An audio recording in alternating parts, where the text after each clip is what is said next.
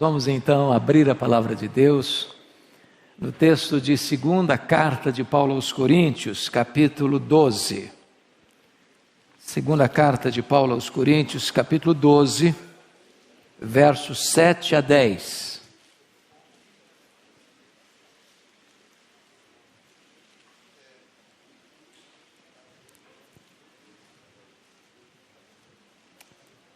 Lido o texto, permaneça com a sua Bíblia aberta na passagem, por favor. Paulo escreve assim: para que não me ensoberbecesse com a grandeza das revelações, foi-me posto um espinho na carne, mensageiro de Satanás, para me esbofetear, a fim de que não me exalte. Por causa disto, 3 vezes pedi ao Senhor que o afastasse de mim. Então ele me disse: a minha graça te basta, porque o poder se aperfeiçoa na fraqueza. De boa vontade, pois, mais me gloriarei nas fraquezas, para que sobre mim repouse o poder de Cristo. Pelo que sinto prazer nas fraquezas, nas injúrias, nas necessidades, nas perseguições, nas angústias por amor de Cristo. Porque quando sou fraco, então é que sou forte. Amém? Vou falar sobre glória e sofrimento. Glória e sofrimento. Bom, é sabido de todos que a segunda carta de Paulo aos Coríntios é a sua carta mais pessoal. É a carta onde Paulo mais abre o coração para relatar os sofrimentos que passou ao longo do seu ministério. Vocês podem conferir isso comigo. No capítulo 2, verso 4, ele confessa isso. Quando diz assim: porque no meio de muitos sofrimentos e angústias de coração vos escrevi, com muitas lágrimas, não para que ficasseis entristecidos, mas para que conhecesseis o amor que vos consagro em grande medida. Ele vai dizer no capítulo 1, versículo 8 o seguinte: porque não queremos, irmãos, que ignoreis a natureza da tribulação que nos sobreveio na Ásia, porque foi acima das nossas forças, a ponto de desesperarmos até da própria vida. Então, se você está passando esse tipo de angústia, se você já está sofrendo a ponto de achar: meu Deus, eu não estou aguentando mais, parece que eu vou sucumbir, parece que eu vou naufragar, é maior que minhas forças. Entenda que Paulo estava lidando com isso também. Mas esta carta foi escrita não só para abrir o coração e falar do seu sofrimento, mas esta carta é uma espécie de tratado de autodefesa. Não só a defesa do Evangelho, mas defesa do seu apostolado. Porque depois que Paulo saiu de Corinto e ele ficou lá 1 ano e 6 meses, aquela capital da Acaia, plantando a igreja. Aquela igreja foi a igreja que mais Paulo amou, mas foi a igreja que mais fez Paulo sofrer. A ponto de algumas pessoas ali acharem que Paulo era um impostor. Quando Paulo foi pastor da igreja, a igreja não pagou o salário de Paulo. Foi preciso que irmãos pobres da Macedônia sustentassem Paulo em Corinto, para Paulo ser pastor da igreja de Corinto.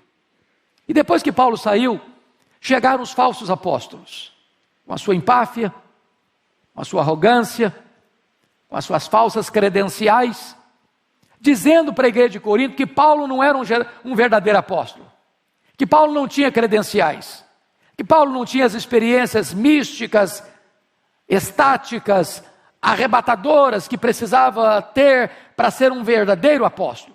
Então Paulo, nesta carta, ele vai fazer uma espécie de defesa do Evangelho e defesa do seu apostolado, e eu peço que você observe comigo.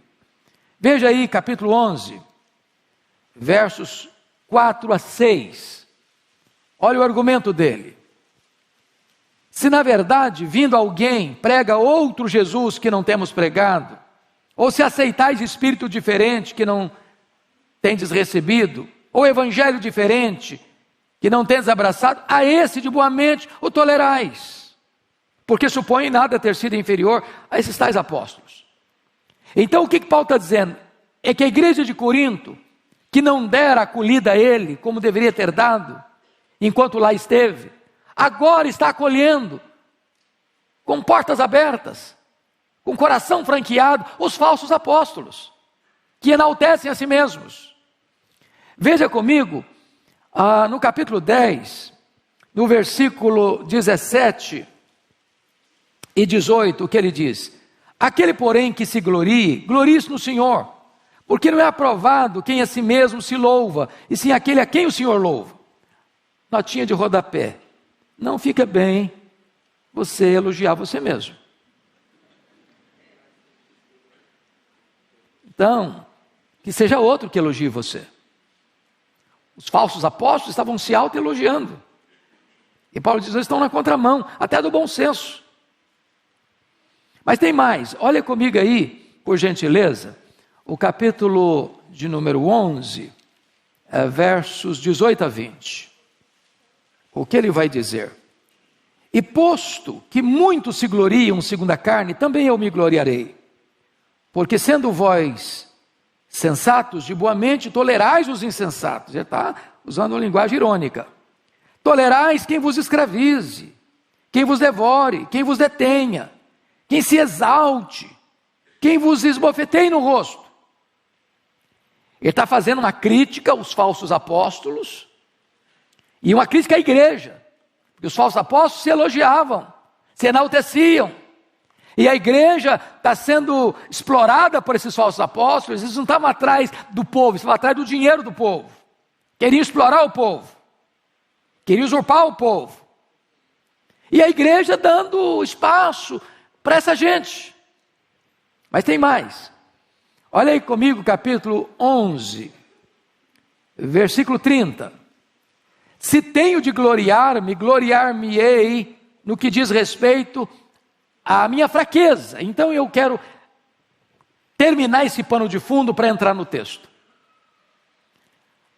Paulo foi levado, na defesa do seu apostolado, a fazer uma coisa que ele não concordava em fazer. Em se autoelogiar, em se autopromover.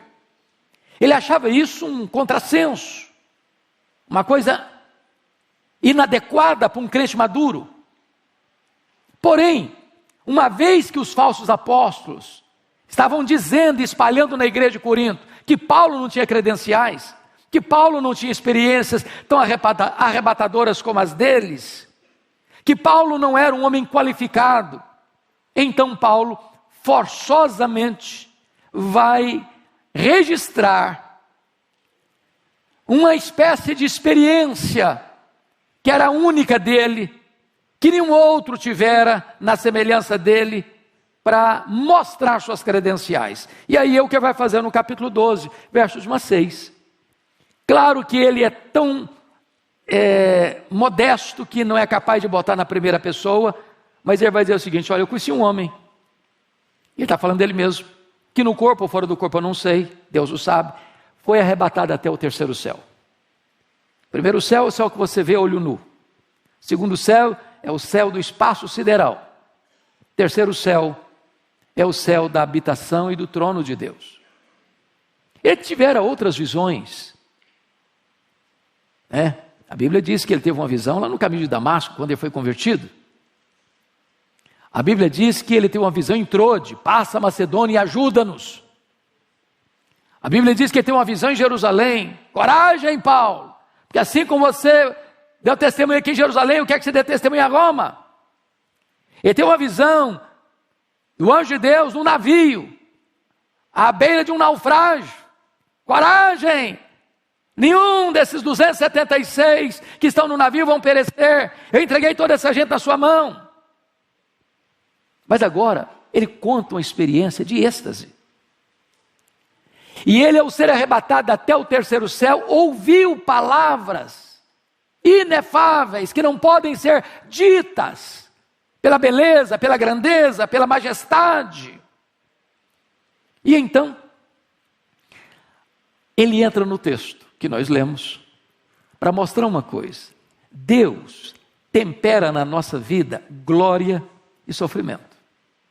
Porque se a nossa vida fosse feita só de glória, só de experiências sublimes, de êxtase, de arrebatamento, de sucesso, de grandeza, de conquista, de prosperidade, de saúde, nós correríamos um grande risco de ficarmos com o narizinho empinado, com o peito estufado, agasalhando na nossa vida soberba. Então, entrando no texto, eu quero conversar com vocês sobre 7 verdades que estão nesse texto. A primeira delas está aí no versículo 7, parte A. E para que não me ensoberbecesse com a grandeza das revelações. A grandeza das revelações. Irmãos, Deus tantas vezes nos permite ter momentos de êxtase. Eu não diria a você que teríamos a experiência de Paulo ou de João, sobe para aqui, eu te mostrarei as coisas que devem acontecer. Mas Deus nos dá experiências tão incríveis, de comunhão com Ele, de intimidade com Ele, daquele gozo inefável, daquela alegria indizível e cheia de glória, daquela percepção da beleza de Cristo, da glória de Cristo, aquela compreensão da riqueza das verdades eternas, do céu, da bem-aventurança eterna. Quantas experiências maravilhosas, quantas noites em que os céus se abriram e a luz celestial inundou a sua alma. Quantas visitações poderosas do Espírito Santo na sua vida, na minha vida, na nossa vida. Nós temos isso. Paulo teve isso, a grandeza das revelações. É claro que ele está tratando aqui daquela experiência de ser arrebatado ao terceiro céu, de ouvir palavras inefáveis, de ter as verdadeiras credenciais do seu apostolado. Mas aí, notem comigo, vem o segundo ponto, que é o doloroso espinho na carne. Confira comigo a parte B do verso 7. E para que não me ensoberbecesse com a grandeza das revelações, foi-me posto um espinho na carne. Preste atenção nessa expressão, espinho na carne. A pergunta primeira é, de onde procede o espinho na carne de Paulo? E a resposta óbvia é, procede de Deus. E você diz, mas Deus não é bom? Ele é bom. Mas o espinho na carne não nos faz sofrer? Faz. Mas então, se Deus é bom e Ele é, e se o espinho na carne nos faz sofrer, por que Deus permite o espinho na carne? Por que um crente sofre? Por que um crente pega Covid? Por que um crente é entubado? Por que um crente fica numa cama anos? Por que um crente perde emprego? Por que um crente sofre um revés na vida financeira? Porque um crente enfrenta angústias na alma, ou tribulações tais, ou perseguições tais, a ponto de desesperar-se da própria vida. E a resposta está clara, para que eu não me ensoberbecesse. Deus tempera glória e sofrimento. Bom, a segunda pergunta é, o que é esse espinho na carne de Paulo? Aqui não há um consenso. Esta palavra espinho só aparece aqui em todo o Novo Testamento. E a palavra é uma estaca que entra, rasga a carne e produz sofrimento. Não houve consenso na história da igreja sobre isso. Para Calvino, o espinho na carne eram as angústias espirituais de Paulo. Para Lutero, eram as perseguições sofridas. Outros achavam que o espinho na carne de Paulo eram as suas tentações, uma vez que ele era um homem solteiro e lidando com todas as tensões da alma.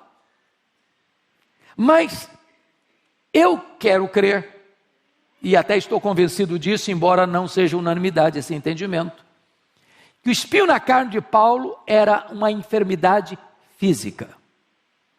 Só para você chegar comigo a essa conclusão, vire 2 páginas da sua Bíblia. Gálatas 4, 13 a 15. Paulo saiu de Antioquia da Síria, foi para a região da Galácia do Sul, Antioquia de Pisídia, Icônio, Derbe e Listra. E olha o que ele narra, verso 13, 4:13. E vós sabeis que vos preguei o evangelho a primeira vez por causa de uma enfermidade física. E posto que a minha enfermidade na carne vos foi uma tentação, contudo não me revelaste desprezo nem desgosto, antes me recebestes como anjo de Deus, como o próprio Cristo Jesus. E aqui eu chamo a sua atenção, no verso 15, que efeito, pois, da vossa exultação? Pois vos dou testemunho de que, se possível fora, teríeis arrancado os próprios olhos para nos dar.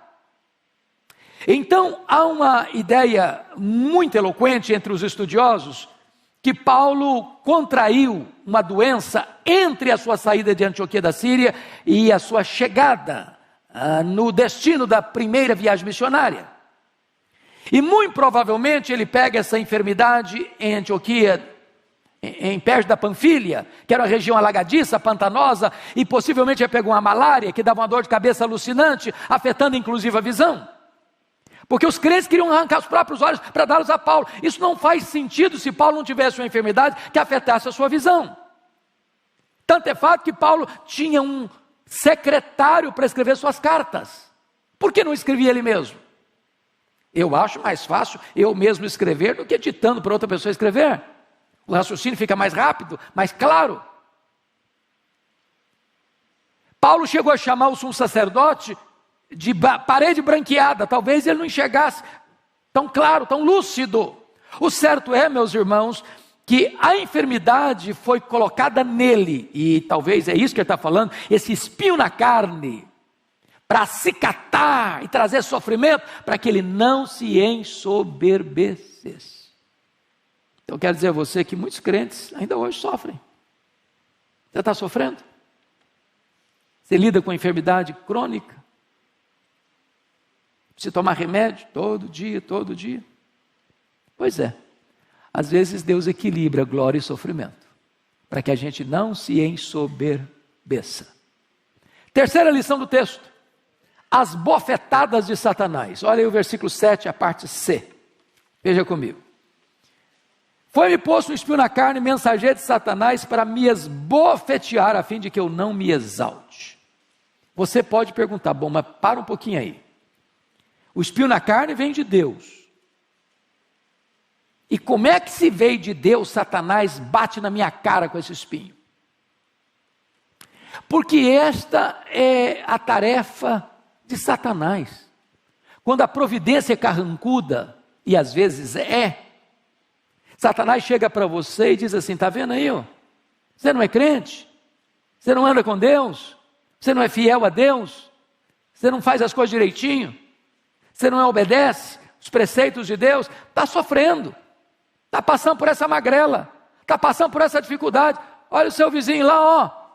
Não é crente igual a você, não anda com Deus igual a você, ele não reconhece Deus como você, ele não vive como você, está lá num vidão. Não tem a preocupação dos mortais.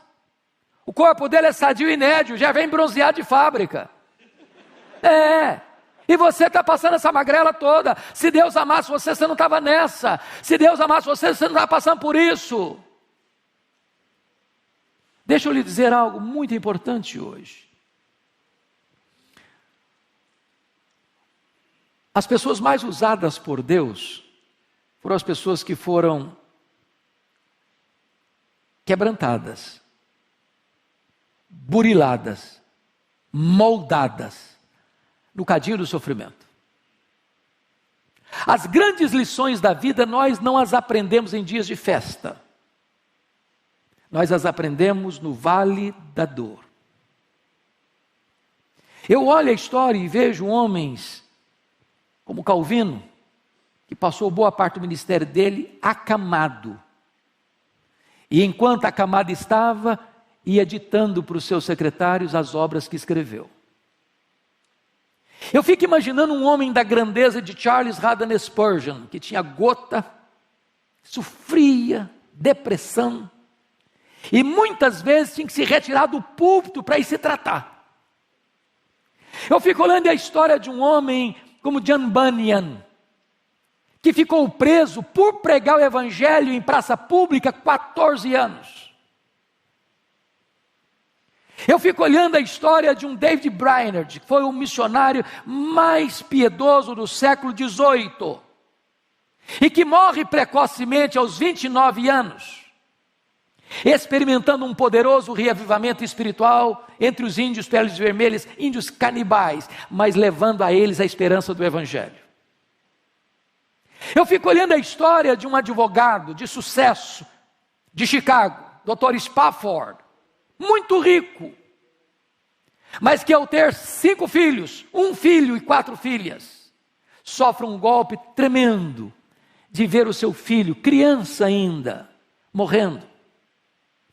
De ver um incêndio que quase destrói Chicago no século XIX e ele perdendo grande parte da sua fortuna.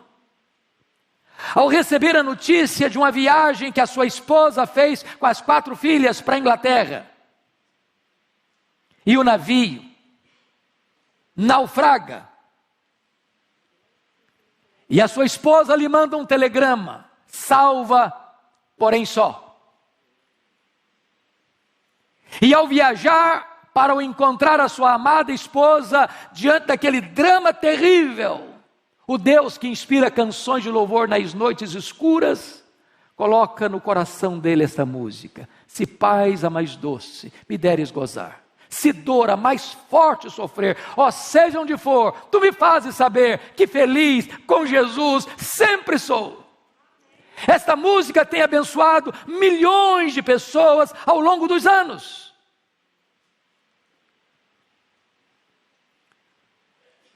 Se Deus está permitindo você passar por um espinho na carne, e se Satanás está batendo no seu rosto com esse sofrimento, entenda uma coisa: o seu sofrimento vai ser uma fonte de consolo para muita gente. Porque é Deus quem nos consola em toda a nossa angústia, para consolarmos outros que estiverem passando pelas mesmas angústias com que nós fomos consolados por Deus. Mas em quarto lugar, a quarta lição do texto: as orações indeferidas ou não atendidas. Olha comigo o versículo 8. Por causa disso, 3 vezes pedi ao Senhor que o afastasse de mim. Notem comigo, irmãos, Paulo era um homem de oração. Paulo era um homem que orava até por gente que ele nunca tinha visto. Paulo orava incessantemente. Paulo orou por muitas pessoas doentes, elas foram curadas. Paulo orou e Deus ressuscitou Eutico. Um milagre extraordinário. Agora Paulo está doente. Agora Paulo está orando por ele mesmo, e uma oração honesta, profunda, sincera e perseverante. Orou 3 vezes, como Jesus orou no Getsemane: Pai, se possível, passe de mim este cálice. Ele pede a cura, ele pede o alívio. E Deus disse para ele: não, eu não vou lhe curar. Eu não vou tirar o espinho. Tem horas que o que mais queremos é alívio do sofrimento. Tem horas que o que você anseia é que você fique livre daquilo que se apresenta como algo que machuca você, que dói em você. É um problema familiar, é um problema de saúde, é um problema financeiro, é um problema emocional. Você sabe qual é o espinho que você enfrenta. E talvez você que está aqui já orou por isso há tanto tempo. E tantas vezes. E Deus diga, como aqui está escrito: por causa disso, 3 vezes eu pedi ao Senhor que o afastasse de mim. E Deus diz para você: não. Paulo pediu substituição, e Deus respondeu para ele: transformação. Eu não vou tirar, eu vou lhe capacitar. Eu vou lhe dar minha graça. Você vai me glorificar mais sofrendo com consolo, mantendo-se humilde, do que eu curando você e você tendo alívio e tendo o perigo e o risco de se ensoberbecer. Irmãos, a vida aqui não é indolor. Aqui tem choro, aqui tem lágrima, aqui tem dor. E eu não estou fazendo uma apologia ao sofrimento, eu não estou fazendo apologia à lágrima, eu não estou fazendo apologia à enfermidade, eu não estou dizendo que você é masoquista, eu não estou dizendo que você tem prazer em sofrer, eu não estou falando isso. E Deus não está dizendo isso. Mas muitas vezes o sofrimento nos vem para nos colocar numa posição de completa e permanente dependência de Deus. Então vem a quinta lição, a resposta desconcertante de Deus no verso 9a. Olha aí, então Deus me disse, a minha graça te basta, porque o poder se aperfeiçoa na fraqueza. A maior necessidade sua e minha não é nem de alívio, é da graça suficiente. Tiago, no capítulo 1 da sua carta, no versículo 2, ele diz assim, meus irmãos, tende por motivo de toda alegria, preste atenção nisso, motivo de toda alegria, o passardes por várias provações. Parece que não é comum você juntar as duas coisas, alegria e provação. Porque quando você pensa em provação, você pensa em choro, você pensa em gemido, você pensa em sofrimento, você pensa em tristeza. Agora Tiago está nos confrontando com essa verdade, dizendo, meus irmãos, tende por motivo de toda alegria o passardes por várias, não é por uma não, vem em pencas, todas as provações. E ele fala da palavra várias, a palavra várias no grego é a palavra poikilos, de onde vem a nossa palavra portuguesa policromático, de diversas cores. Tem provas leves, tem provas médias, tem provas pesadas. Tem prova que tem a cor de rosinha, igual esmalte de noiva. Tem provação que vem com rosa choque. Tem provação que vem com cinzento, bem firme. Tem provação que é tenebrosa. Tem provação que você passa por ela de nave espacial. Tem outro que você passa de carro de corrida. Tem outro que você passa andando. Tem outro que você passa engatinhando. Mas sabe o que a Bíblia diz? Que para cada cor de prova que você enfrenta, existe a multiforme graça de Deus. E a palavra multiforme é a mesma palavra poiquilo. Sabe o que a Bíblia está dizendo? Para cada cor de prova que você enfrenta, existe uma cor de graça suficiente para sustentar você. Deus nunca vai deixar você sozinho, Deus nunca vai deixar você desamparado, Deus nunca vai largar você no meio do caminho, Ele vai sustentar você. A minha graça te basta, Paulo, o meu poder se aperfeiçoa na fraqueza.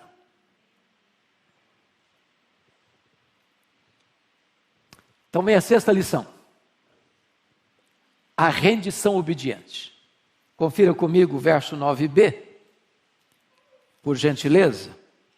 E o versículo de número 10a, ele diz assim, de boa vontade, pois mais me gloriarei nas fraquezas, para que sobre mim repouse o poder de Cristo. Pelo que sinto prazer nas fraquezas, nas injúrias, nas necessidades, nas perseguições, nas angústias, por amor de Cristo. Meus irmãos, tem muita gente que quando recebe um não de Deus se revolta. Não é verdade? Tem outras pessoas, Deus me decepcionou, eu pedi para Ele, não me atendeu. Deus, também eu vou sair da igreja, porque na hora que eu precisei de Deus, Deus me disse um não. Tem outras pessoas que ficam apáticas, param de orar, não acolhem com submissão e humildade a resposta divina. Paulo, ao Deus ter respondido para ele, meu filho, eu não vou tirar o espinho da carne, eu vou lhe dar a minha graça é suficiente, o meu poder se aperfeiçoa na fraqueza. Ele disse, Deus, então ele responde, de boa vontade, pois eu mais me gloriarei nas fraquezas, para que o poder de Cristo repouse em mim. O que Paulo está dizendo aqui, irmãos, nenhuma pessoa que não seja cristã vai entender, não vai entender. O que ele diz no verso 10 é algo incompreensível para nós, sem a graça, sem o Espírito Santo agindo na nossa vida, pelo que sinto prazer. Olha que prazer, hedonismo, é a filosofia mais presente neste mundo. Gasta-se bilhões e bilhões de dólares todo ano para patrocinar prazer, diversão. As pessoas estão à cata de prazer. E Paulo vai dizer o seguinte, pelo que sinto prazer, em quê? Nas fraquezas, nas injúrias, nas necessidades, nas perseguições, nas angústias. Você diz, isso aí é masoquismo, isso não é cristianismo. Quem tem prazer de sofrer? Quem gosta de sofrer? Ninguém. Nem você, nem eu. Nem Paulo. Nem a Bíblia ensina isso. O que Paulo está dizendo aqui é que ele tem prazer por amor de Cristo. Não é prazer no sofrimento pelo sofrimento, é porque ele sabe que Deus é soberano, Deus está no controle, e Deus está trabalhando em você, Deus está moldando você, Deus está burilando você. O próprio Jesus aprendeu pelas coisas que sofreu, e os sofrimentos do tempo presente não são para comparar com as glórias por vir a serem reveladas em nós. A nossa leve e momentânea tribulação vai produzir para nós eterno peso de glória, acima de toda comparação. É o propósito de Deus o sofrimento, e não o sofrimento em si. Então, irmão, não se rebele contra Deus, não se insurja contra Deus, não endureça o seu coração, não seja como a mulher de Ló, amaldiçoa Deus e morre, Jó. Não. Deus não é sádico. Deus não desperdiça sofrimento na vida dos seus filhos. Se você está passando por uma luta, entenda isso: Deus está no controle, Deus é bom, Deus é Pai, Ele está trabalhando por você, Ele está trabalhando em você, para depois trabalhar através de você. Mas finalmente, o último ponto, sétimo ponto que eu quero destacar, agora é a constatação confiante. Olha a parte B do verso 10. Porque quando sou fraco, então aqui sou forte. Isso é um paradoxo. É um paradoxo. O homem que se vangloria na sua força, ele é fraco. Mas o homem que confia em Deus na sua fraqueza, ele é forte. Por isso a Bíblia diz: não se glorie o sábio na sua sabedoria, não se glorie o rico na sua riqueza, não se glorie o forte na sua força, mas antes glorie-se em conhecer a Deus. Quanto mais dependente de Deus você for, mais forte você vai ser. Quanto mais você compreende que você é fraco, que precisa de Deus, não pode se afastar da presença de Deus, e depende do poder de Deus, da graça de Deus, do sustento de Deus, da providência de Deus, aí você é forte. Mas no momento em que você, não, agora eu sou forte, agora eu cuido da minha vida, agora eu sei o que eu faço, agora eu tenho todas as ferramentas para fazer, agora eu consigo, eu vou, eu faço, eu alcanço, bom, aí você é muito fraco. O braço da carne é muito fraco. Nenhum de nós consegue ficar sequer de pé, escorado no bordão da autoconfiança. Então, concluindo, Deus na sua bondade tempera na sua vida glória e sofrimento. Se fosse só glória, você ficaria soberbo. Se fosse só sofrimento, você seria esmagado. Mas Deus tempera as duas coisas, do berço à sepultura. Aqui tem sofrimento e tem glória, mas depois que nós atravessarmos as fronteiras do tempo e adentrarmos na eternidade, aí não tem mais sofrimento, será apenas glória. Porque Deus vai enxugar dos nossos olhos toda lágrima, não haverá dor, nem pranto, nem luto, porque as primeiras coisas já terão passado.